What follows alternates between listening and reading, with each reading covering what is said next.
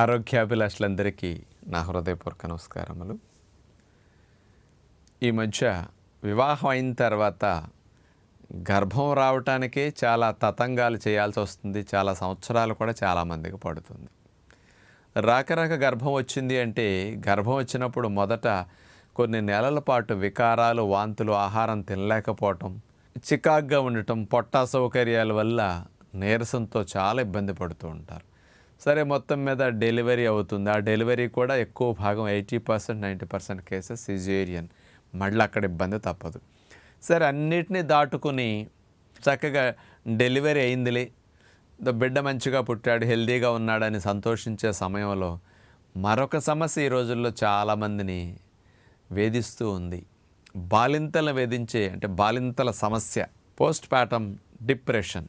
బాలింతలకు వచ్చే ఆ సమయంలో పిల్లలు పుట్టిన తర్వాత నుంచి మొదట కొన్ని వారాల పాటు వచ్చే డిప్రెషన్ని ఈ రకమైన పేరుతో పిలుస్తారనమాట. ఇది పూర్వం రోజుల్లో 100 మంది బాలింతలు తీసుకుంటే ఎవరికన్నా ఒక్కళ్ళకు ఉండేదండి. అది ఈ మధ్య మన దేశంలో కూడా 100 మంది బాలింతలను తీసుకుంటే 22% అంటే 100కి 22 మందికి ఈ పోస్ట్ పార్టమ్ డిప్రెషన్ అనేది ఎక్కువగా కనపడుతున్నది. వరల్డ్ వైడ్ తీసుకుంటే మన దేశంలో కంటే ఇంకెక్కువ 25 నుంచి 34% ఈ పోస్ట్ పార్టమ్ డిప్రెషన్ అనేది ఎక్కువగా కనిపిస్తుంది అనేది చెప్తున్నారు. ఈ మధ్య 5-6 సంవత్సరాలు 7 సంవత్సరాల నుంచి విపరీతంగా పెరిగిందట ఇది. దీనివల్ల బిడ్డను కన్న తర్వాత కూడా మానసికంగా ప్రశాంతంగా లేకుండా అయిపోతారు. మరి ఇట్లా బాలింతలకు వచ్చే జబ్బు, ఆ డిప్రెషన్ అనేది ఏమేమి లక్షణాలు కలిగిస్తే దీన్ని పోస్ట్ పార్టమ్ డిప్రెషన్ అంటారు అనే విషయానికి వస్తే, వీళ్ళకి మూడ్ స్వింగ్స్ ఉంటాయి. మనసు కాసేపు బాగున్నట్టు ఉంటుంది, కాసేపు బాగున్నట్టు ఉంటుంది, డౌన్ అయిపోతూ ఉంటుంది. ఆలోచన కూడా మనసు చికాగ్గా ఉంటుంది, వీక్నెస్ ఉంటుంది, ఏ పని చేయబుద్ధి కాదు. బిడ్డ మీద కూడా ప్రేమను చూపించలేరు. ఏంటిది నాకు పరిస్థితి ఎట్లా అయిపోతున్నది, మానసికంగా కుంగిపోతూ ఉంటారు. బాగా సాడ్నెస్ ఉంటుందన్నమాట, విచారం ఎక్కువ ఉంటుంది, ఇరిటేషన్ ఎక్కువ ఉంటుంది, బాగా ప్రతిదానికి చిరాకు పట్టడం, ఇట్లాంటివి ఎక్కువ ఉంటాయి. ఇంకా కొంతమంది లోన్లీగా ఫీల్ అవ్వటం, ఇక జీవితం మీద విరక్తి వచ్చేయటం, ఇంకా కొంతమందికి చివరగా తీవ్రత ఎక్కువ ఉన్నప్పుడు సూసైడ్ చేసుకుని చచ్చిపోతే బాగుంటుందనే ఇట్లాంటి ఫీలింగ్స్ కూడా వస్తూ ఉంటాయి అన్నమాట. ఇవన్నీ పోస్ట్ పార్టమ్ డిప్రెషన్ కింద తెలియచేసే లక్షణాలు అన్నమాట. ఇది రావటానికి కారణాలు చూస్తే జెనెటికల్గా వచ్చే అవకాశం కొద్ది పర్సంటేజ్ ఉంటుంది. మీ అమ్మకి ఇట్లాంటి కనుక ఉంటే మీకు ఇది రావటం అనేది బాలింతగా సమస్య 30% ఛాన్స్ ఉంది. ఇక రెండవ మెయిన్ రీజన్ హార్మోనల్ చేంజెస్ వల్ల ఈ సమస్య ఎక్కువగా వస్తుంది. స్త్రీల హార్మోన్ ఈస్ట్రోజన్, ప్రొజెస్ట్రోన్. ఈ ఈస్ట్రోజన్, ప్రొజెస్ట్రోన్ డెలివరీ అయిన తర్వాత సడన్గా డ్రాప్ అవటం, ప్రెగ్నెన్సీ రాకముందు లెవెల్స్ ఎట్లా ఉంటాయి ఆ లెవెల్కి పడిపోతుంది. బాడీ ఇంత హై లెవెల్లో ఈ హార్మోన్స్ని యూజ్ చేసి ఒక్కసారి పడేసరికి సడన్ ఫాల్కి వచ్చే చేంజెస్ వల్ల ఎక్కువ మందికి ఇది ఉంటుంది. కొంతమందికి మరి బాలింతలకి పాలు సరిగా రావు. పాలు రానప్పుడు ఈ ప్రొలాక్టిన్ హార్మోన్ యొక్క లోపం కూడా ఉండటం వల్ల దీనివల్ల కూడా మూడ్ స్వింగ్స్ ఎక్కువ ఉండటం, ఈ డిప్రెషన్ రావటానికి ప్రొలాక్టిన్ హార్మోన్ ఇట్లాంటి రిలీజ్ అవ్వకపోవటం సరిగా ఒక కారణం అన్నమాట.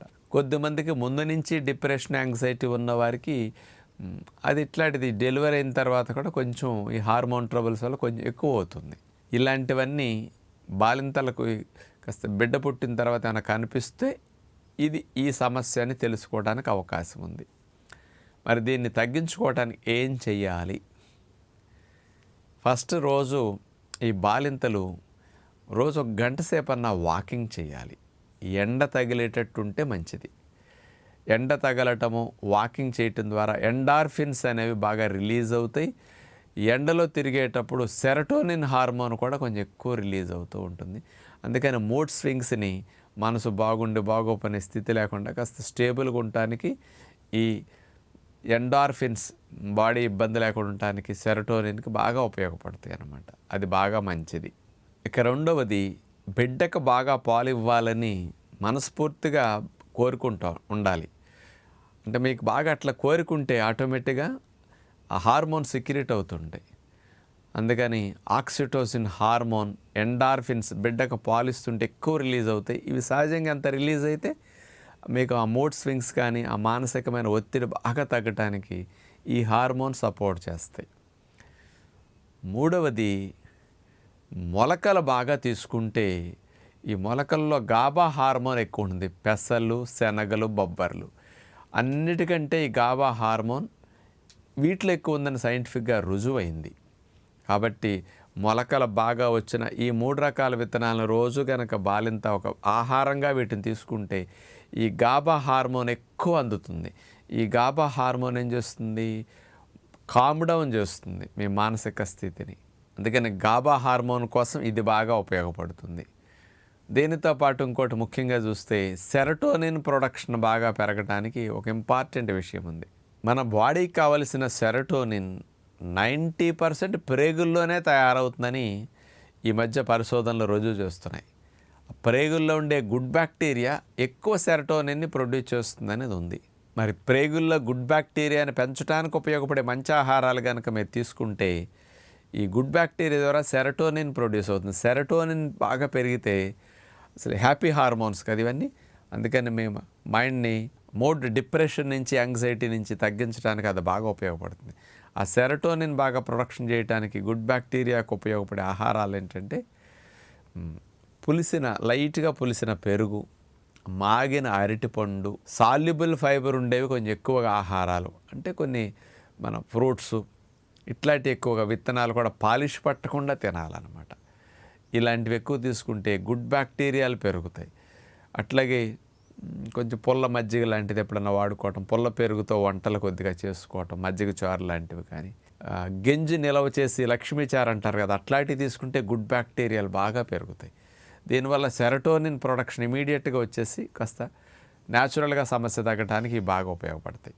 ఇక ఇప్పుడు చెప్పిన నియమాలు కొంచెం ఫాలో అవుతూ చివరిగా రోజు భ్రామరీ ప్రాణాయామం 21 నిమిషాలు ఉదయము, 21 నిమిషాలు సాయంకాల పూట ఎప్పుడన్నా చేయగలిగితే ఈ భ్రామరీ ప్రాణాయామం వల్ల బాగా డిప్రెషన్ అనేది ఎక్కువ తగ్గుతుంది. స్ట్రెస్ లెవెల్స్ బాగా తగ్గుతాయి. Happy hormones, dopamine, serotonin production బాగా బ్రెయిన్లో బాగా రిలీజ్ అవ్వటానికి ఇది ఎంతో ఉపయోగపడుతుంది. వీటి కారణంగా మనకి డిప్రెషన్ న్యాచురల్గా తగ్గుతుందన్నమాట. అందుకని ఆ ప్రాణాయామం చేయటం కొంచెం అయిన తర్వాత మెడిటేషన్ లాంటివి చేస్తే అసలు సింపుల్గా ఒక 20 రోజులు 4 రోజులనే పూర్తిగా బయటపడటానికి అవకాశం ఉంటుంది. ఏ విధమైన మందులు వాడవలసిన పని లేకుండా నార్మల్ అయిపోతారు. ఇలాంటి ప్రికాషన్స్ తీసుకుంటే వాళ్ళకు వచ్చిన బాలింతల జబ్బు నుంచి, పోస్ట్ పార్టమ్ డిప్రెషన్ నుంచి బయటపడటానికి సింపుల్గా అవకాశం ఉంటుందని తెలియచేస్తూ నమస్కారం.